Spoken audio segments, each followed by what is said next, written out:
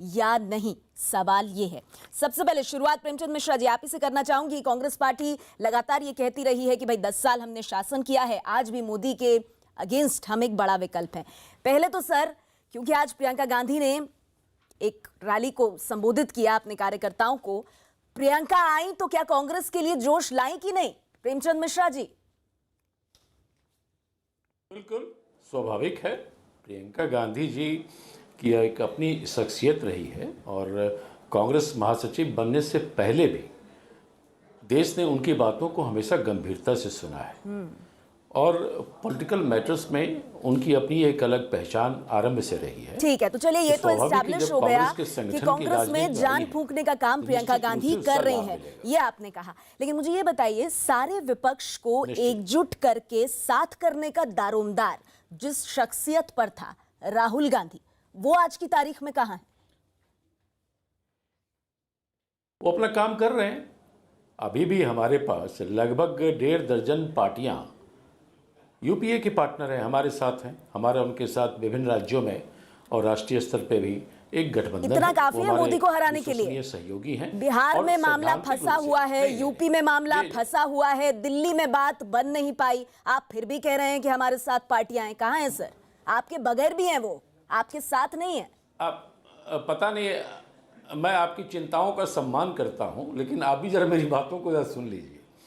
बिहार में हमारा गठबंधन पूरी तरह से इंटैक्ट है। राष्ट्रीय जनता दल और बाकी साथी हमारे टेस्टेड और ट्रस्टेड अलायंस पार्टनर हैं।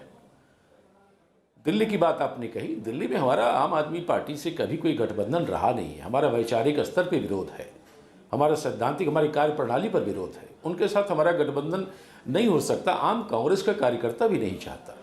तो हम ऐसे गठबंधन में नहीं जा सकते जहां कार्यकर्ताओं की भावना बिल्कुल विपरीत हो।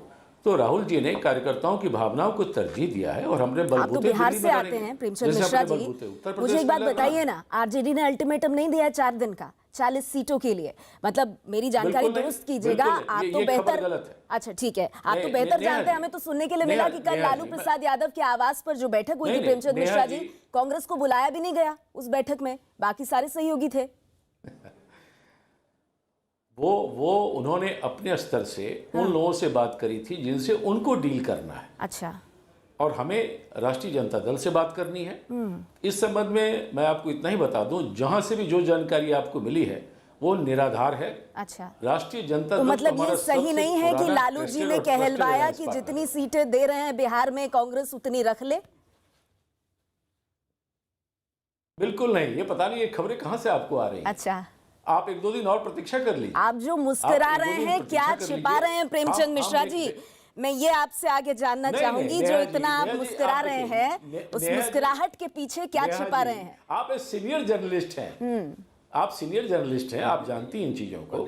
इस तरह की बातें कहां से आती, क्यों आती हैं, मैं आपको स्पष्ट कर दूं, हमारा कोई भी गठबंधन साथी नहीं गया। हाँ, यह बात सही है कि बीजेपी को छोड़ के पीडीपी जैसी पार्टी चली गई, आरएलएसपी चली गई, मांझी चले गए, असम गण परिषद चला गया, ये भगदड़ वहां मची है। एनडीए के साथी वहां से हट रहे हैं। अच्छा, तो ऐसा तो सदानंद सिंह जो हैं कांग्रेस पार्टी के नेता, वो क्यों कह रहे हैं कि भैया जैसे हम यूपी में अकेले लड़ रहे हैं वैसे ही बिहार में भी लड़ लेंगे?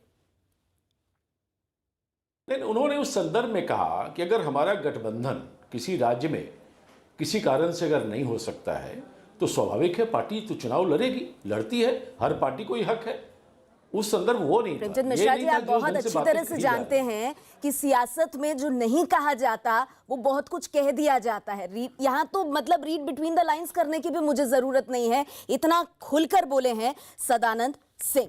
लेकिन आपने कहा कि ऐसा कुछ नहीं है, कांग्रेस की हालत बहुत अच्छी है। आगे उत्तर प्रदेश पर भी मैं आपके पास आऊंगी इस बात को लेकर के कि वहां पर अगर हालत अच्छी है तो 2 अच्छे लड़कों का जो रिश्ता है वो इतने क्रूशल मोमेंट पर आकर